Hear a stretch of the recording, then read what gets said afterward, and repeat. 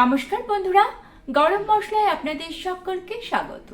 চলুন দেখে নেওয়া যাক আজকে আপনাদের জন্য কি রেসিপি নিয়ে এসেছি। আজকে খুব কম সময় সম্পূর্ণ নিরামিষ ভীষণই সুস্বাদু একটা নিরামিষ থালির রেসিপি নিয়ে চলে যাচ্ছি রেসিপিতে। একটা কড়াইতে 4 কাপ জল গরম করে নিয়ে এর মধ্যে কিছুটা ফুলকপির পাতা দিয়ে দিলাম। পাতাগুলোকে 2 মিনিট জলের মধ্যে ফুটিয়ে নিয়ে গ্যাসের ফ্লেমটাকে অফ করে দিয়ে একটা স্ট্রেনারের মধ্যে পাতাগুলো নিয়ে নিলাম আর জলটাকে আমি ফেলে দিচ্ছি। একটা কড়াইতে 2 থেকে 3 চামচ সর্ষের তেল দিয়ে তেলটাকে ভালো মতো গরম করে নিয়ে এর মধ্যে 1/4 স্পুন কালো জিরে দিয়ে দিলাম। লো ফ্লেমে কালো জিরেটাকে 6-7 সেকেন্ড ভেজে নিয়ে এর মধ্যে কপি পাতাগুলো দিয়ে দিলাম। কপি পাতাগুলোকে একটু ভেজে নিচ্ছি মিডিয়াম ফ্লেমে। মোটামুটি 3 মিনিট মতো ভাজার পরই পাতার গায়ে হালকা কালার ধরে গিয়েছে। পাতাগুলোকে আমি তুলে নিচ্ছি। পুরোপুরি ঠান্ডা করে নিয়ে একটা মিক্সিং জারের মধ্যে পাতাগুলো নিয়ে নিলাম। এর মধ্যে দিয়ে দিচ্ছি স্বাদ অনুযায়ী লবণ আর কয়েকটা গোটা কাঁচা লঙ্কা দিয়ে দিলাম। ঝালটা নিজেদের টেস্ট অনুযায়ী দেবেন। 1/4 কাপ জল দিয়ে একটা মিহি পেস্ট আমি বানিয়ে নিচ্ছি। দেখুন খুব সহজেই একটা পেস্ট রেডি হয়ে গিয়েছে। চলে যাচ্ছি নেক্সট প্রসেসে। যে কড়াইয়ের মধ্যে আমি কপি পাতাগুলোকে ভেজেছিলাম সেই কড়াইয়ের মধ্যেই পেস্টটা দিয়ে দিলাম। এক্সট্রা কোনো তেল অ্যাড করছি না। ইচ্ছে হলে আপনারা তেলের পরিমাণ বাড়িয়ে নিতে পারেন। এইবার মিডিয়াম ফ্লেমে এই কপি পাতার যে পেস্টটা দিয়েছি সেটাকে ড্রাই করে নিতে হবে। ততক্ষণ পর্যন্ত এটাকে ড্রাই করতে হবে যতক্ষণ না এটা কড়া থেকে একেবারে উঠে আসছে। এর মধ্যে আবারও কিছুটা গোটা কাঁচা লঙ্কা দিয়ে দিলাম। ঝালের পরিমাণটা ইচ্ছে হলে বাড়িয়ে বা কমিয়ে নেবেন, তবে এই রান্নাটা একটু ঝাল হলে ভালো লাগে। দেখুন 6-7 মিনিটের মধ্যে পাতাটা ভালো মতো ভাজা হয়ে গিয়েছে, কড়াই থেকে উঠে আসছে, তার মানে এটা ঠিকঠাক রেডি হয়ে গিয়েছে। এইবার কপি পাতা বাটাটাকে আমি তুলে নিচ্ছি। আরও একটা ভীষণই সুস্বাদু নিরামিষ রান্না বানাবো। তার জন্য একটা কড়াইতে 1/2 লিটার মতো জল গরম করে এর মধ্যে দিয়ে দিলাম কিছুটা ফুলকপিগুলোকে আমি একটু ঢেকে দিচ্ছি।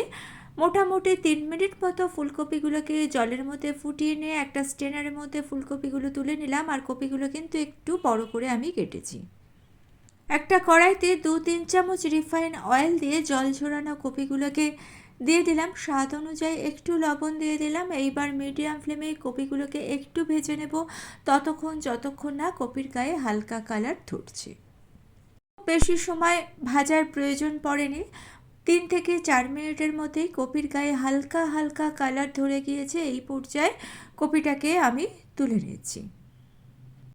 একটা মশলা তৈরি করে নেব। তার জন্য মিক্সিং জারের মধ্যে 25 গ্রাম ভাঙা কাজু দিয়ে দিলাম, 1 চামচ পোস্ত দিয়ে দিলাম, দিয়ে দিচ্ছি 2 চামচ রুম টেম্পারেচারে থাকা টক দই। এইবার একটা মিহি পেস্ট আমি বানিয়ে নিচ্ছি। দেখুন পেস্ট রেডি হয়ে গিয়েছে। যে কড়াইয়ের মধ্যে ফুলকপিটাকে ভেজেছিলাম সেই কড়াইয়ের মধ্যে এই পেস্টটা দিয়ে দিলাম। মিক্সিং জারটা ধুয়ে জল দিয়ে দিলাম। 2 মিনিট মতো একটু নাড়াচাড়া করে নিয়ে এর মধ্যে কিছু মশলা আমি অ্যাড করে দিয়ে দিলাম 1/2 চামচ মতো ঝাল লঙ্কার গুঁড়োর পরিমাণটা নিজেদের পছন্দ অনুযায়ী দেবেন। কিছুটা মটরশুঁটি দিয়ে দিলাম, 1/2 চামচ ভাজা মশলা দিয়ে দিলাম। এইবার ভালো করে মশলাটাকে কষবো। যেহেতু খুব কম পরিমাণ তেলে রান্নাটা আমি করব, সেই জন্য অল্প করে জল দিতে হবে আর মশলাটা কষে নিতে হবে। 3 মিনিট মতো মশলাটাকে কষে নিয়েছি। এইবার এর মধ্যে ভেজে রাখা ফুলকপিগুলো দিয়ে দিলাম। ফুলকপিগুলো দিয়েও মশলার সঙ্গে ভালো মতো কষতে হবে। মিডিয়াম ফ্লেমে এই কষার কাজটা করতে হবে, তাহলে ভালো মতো কষা হবে। ফুলকপি দিয়ে 3 মিনিট মতো আবারও কষে নিয়ে এর মধ্যে দিয়ে দিলাম 2 কাপ গরম জল। জলটা অবশ্যই গরম দেবেন। স্বাদ অনুযায়ী লবণ দিয়ে দিলাম। কড়াইটাকে ঢেকে দিচ্ছি 3-4 মিনিটের জন্য। মিডিয়াম ফ্লেমে 3-4 মিনিট রান্না করে নিয়ে কড়াইয়ের ঢাকনা খুলে দিয়েছি। ফুলকপি আমাদের ভালো মতো সেদ্ধ হয়ে গিয়েছে। কিছুটা চিনি দিয়ে দিলাম। চিনি দেওয়াটা অবশ্যই অপশনাল, তবে দিলে টেস্টটার ব্যালেন্স হবে, কারণ এর মধ্যে দই আছে। চিনিটা দিয়ে আবারও কিছুটা ভাজা মশলা এর মধ্যে অ্যাড করে দিলাম আর দিয়ে দিলাম 1/2 চামচ মতো ঘি। কড়াইটাকে 5 মিনিট স্ট্যান্ডিং টাইমে রেখে দিয়েছিলাম। আমাদের ফুলকপি রেডি হয়ে গিয়েছে। এইবার প্রেশার কুকারের মধ্যে নিয়ে নিচ্ছি কিছুটা ফুলকপির ডাঁটা, যে ডাঁটাগুলোকে অনেক সময় আমরা ফেলে দিই সেগুলো। কিছুটা জল দিয়ে ডাঁটাগুলোকে সেদ্ধ করে নিচ্ছি। আর কড়াইতে দিয়ে দিলাম 3-4 চামচ সর্ষের তেল। তেলটাকে গরম করে নিয়ে এর মধ্যে কিছুটা বিউলির ডালের বড়ি দিয়ে দিলাম। লো টু মিডিয়াম ফ্লেমে বড়িগুলোকে ভেজে আমি তুলে নিলাম। ওই তেলের মধ্যে লবণ আর হলুদ মাখানো কিছুটা বেগুন দিয়ে দিলাম। নাড়াচাড়া করে নিয়ে কড়াইটাকে 3 মিনিটের জন্য ঢেকে দিলাম। মিডিয়াম ফ্লেমে 3 মিনিট রান্না করে নিয়ে কড়াইয়ের ঢাকনা খুলে দিয়েছি। বেগুনের গায়ে হালকা কালার ধরে গিয়েছে, বেগুনটা নরমও হয়ে গিয়েছে। এই পর্যায়ে বেগুনটাকে তুলে নিচ্ছি। এক্সট্রা কোনো তেল অ্যাড না করে ওই তেলেই দিয়ে দিলাম 1/2 চামচ মতো 5 ফোড়ন আর 2টো গোটা শুকনো লঙ্কা।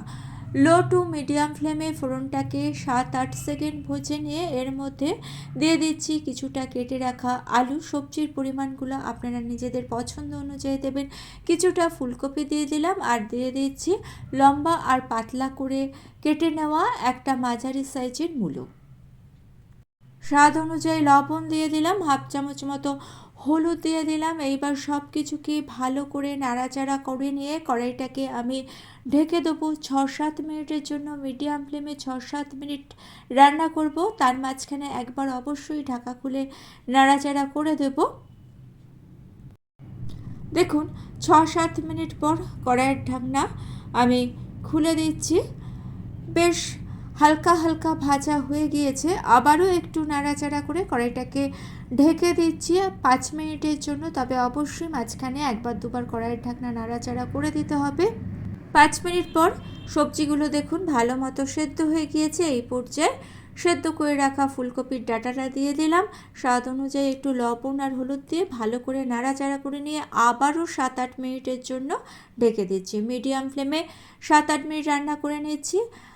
আবারও ভালো করে নাড়াচাড়া করে নিয়ে 5 মিনিটের জন্য ঢেকে দিচ্ছি। এই রকমভাবে ঢাকা খুলে আর বন্ধ করে রান্নাটা করে নিতে হবে, তাহলে এর টেস্টটা কিন্তু বেশ ভালো আসবে।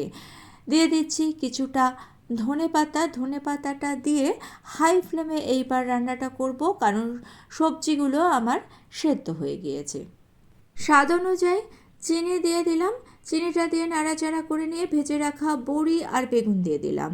বড়ি আর বেগুনটাকে দিয়ে হাই ফ্লেমে 3-4 মিনিট একটু রান্না করে নিয়েছি, যতক্ষণ না তরকারিটা বেশ একটু মাখা মাখা হয়ে আসছে। 3-4 মিনিট রান্না করে নিয়েছি।